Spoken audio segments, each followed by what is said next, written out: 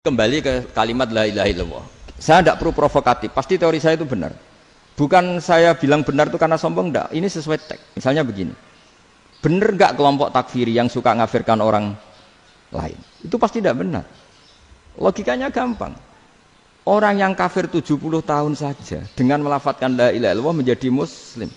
Masa dengan kalimat yang sama yang muslim menjadi kafir? Itu logikanya kan enggak ketemu. Orang kafir 70 tahun untuk menjadi muslim disuruh baca apa? La ilaha illallah. Tapi gara-gara baca la ilaha illallah nyekel patok jadi kafir. Pertanyaannya, loh ini kalimat apa? Kalimat untuk mengkafirkan apa kalimat untuk mengislamkan?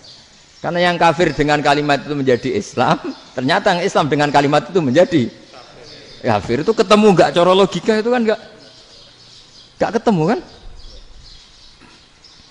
Makanya cara pikirannya Abul Hasan Asyadzili, dan saya setuju pikiran itu. Istighfar ini boleh orang Jawa Timur protes karena kadang beda manhaj, tapi jangan protes saya, protes Abul Hasan Asyadzili, kualat mesti sampean. Ketua Torekoh napa? Sadziliyah. Cara madzhab Sadzili, dan Anda boleh berbeda madzhab, mencari khasnya wong kampus sing wani beda. Beda kapasitas lah, pokoknya butuhnya beda.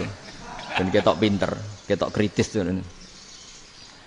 Cara madzhab Abul Hasan Asyadzili itu gini Pak Rektor. Jadi istighfar itu baik. Tapi ba'da kamalit tauhid, setelah tauhidnya itu benar.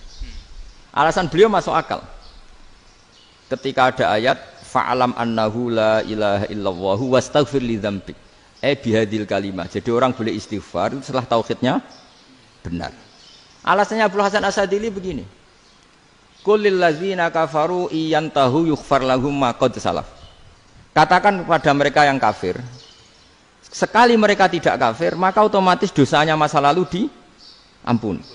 Pertanyaannya, yang bisa menghentikan kekafiran itu kalimat apa? La ilaha illallah. Dengan hanya melafadzkan la ilaha illallah Muhammadur Rasulullah, langsung yughfar lahum ma qad salaf, langsung dosanya diampuni. Berarti yang menjadi pengampun dosa lah, penyebab pengampunan itu apa? La ilaha illallah. Itu bahkan orang kafir belum istighfar. Di ayat itu kan Allah enggak mensyaratkan setelah la ilaha illallah istighfar baru diampuni, enggak. Asal la ilaha illallah langsung yughfar lahum ma qad salaf. Saya ulang lagi ya, jelas ya. Jadi qul lil ladzina kafaru iyantahu yughfar lahum ma qad. Nah, sekarang iyantahu, mereka berhenti dari kafirnya. Syaratnya pakai apa? La ilaha illallah Muhammadur, itu langsung yughfar lahum ma qad. Artinya apa? Ghufranullah itu bisa didapat hanya dengan mujarrodut tauhid, yaitu hanya dengan melafadzkan kalimat thayyibah. Dan sahnya istighfar juga berdasar kalimat thayyibah itu. Misalnya gini, orang kafir sebelum Islam melafadzkan astaghfirullah, astaghfirullah, astaghfirullah, kira-kira diterima enggak? Enggak kan? Karena syaratnya istighfar ba'dat tauhid. Nah, makanya dalam madzhab Sadzili istighfar itu setelah la ilaha illallah. Karena cara pandang ya seperti itu. Jadi fa'alam annahu la ilaha illallah wastaghfir li dzambik. Jadi dengan kebenaran tauhid saja ini sudah cukup kita insyaallah layak diampuni. Karena innallaha la yaghfiru ayyusyraka bihi wa yaghfiru ma duna dzalika liman yasha. Jadi orang yang tauhidnya benar itu bisa diampuni Allah asal tauhidnya benar. Itu Allah ngendikan liman yasha wa yaghfiru ma duna dzalika liman yasha. Dawe Imam Suyuti walam yakun liman yastaghfir. Jadi orang yang bertauhid secara benar meskipun gak sempat istighfar itu tetap potensi diampuni. Karena bawaan tauhid itu sudah menjadi layak diampuni. Kayak orang kafir sekali ngelafadzkan kalimat tauhid mbok gak istighfar langsung diampuni. Nah, karena melihat seperti itu terus orang berlomba-lomba memperbanyak jumlah ngelafadzkan la ilaha illallah. Jadi kita yang alim, kita semua, saya tidak bilang saya, kita termasuk yang di pinggir-pinggir saya ngaku alim ora masalah lah soalnya. Kita semua yang alim-alim itu tahu bahwa la ilaha illallah itu super. Sudah bawaannya tauhid, juga punya kelayakan diampuni. Nah, kemudian nasib kita agak sial. Malah kalimat ini dituduh bid'ah, dituduh khurafat. Mergo Nabi enggak pernah tahlilan, Nabi enggak pernah.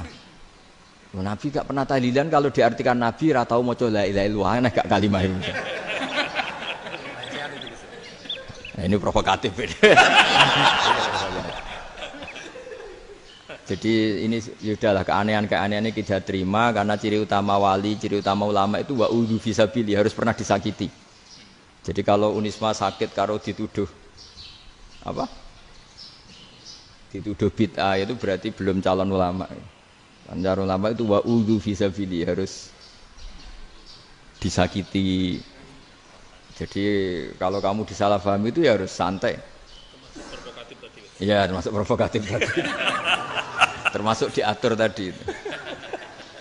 Jadi kalau cara berpikir kan, karena mereka itu memang kalau kita turutin itu memenya itu terlalu, kadang menghujat kita itu enak ya jadi KNU, ada orang mati datang, kiainya dapat makan, dapat rokok, terus pulang. Gitu.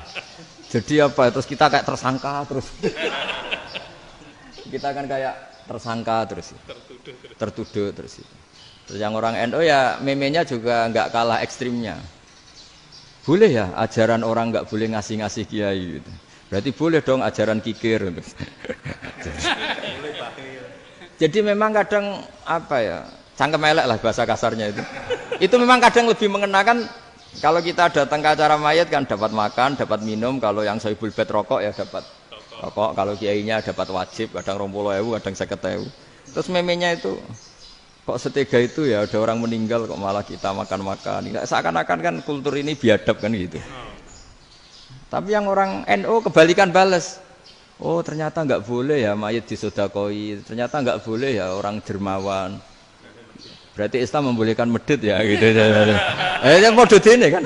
Tak angen-angen itu luwih mandi timbang takbir ya kan. Karena ini kan memicu emosi kan. Memicu apa? Emosi. Nah, tapi saya kalau disuruh bela mana itu tidak ada yang saya bela. Ya seorang sudahlah kalau mau nganggur saja sudah itu. Sudah. Ya tapi itu memang apa ya? Itu khazanah Islam. Ada yang kritik, ada yang enggak. Ya itu memang khazanah. Ya biasa aja kalau saya biasa. Karena dulu ulama itu sudut pandangnya itu ya seperti itu. Ada yang ulama suka ibadah itu sholat, ada yang milih apa tidur. Sampai Imam Ghazali bilang suatu saat ibadah terbaik di zaman akhir itu tidur kan. Sholat saja kalah sama tidur kan. Tapi itu loh ya, yang wajib tetap loh, terus kamu gak sholat wajib. Begini beliau mencontohkan itu.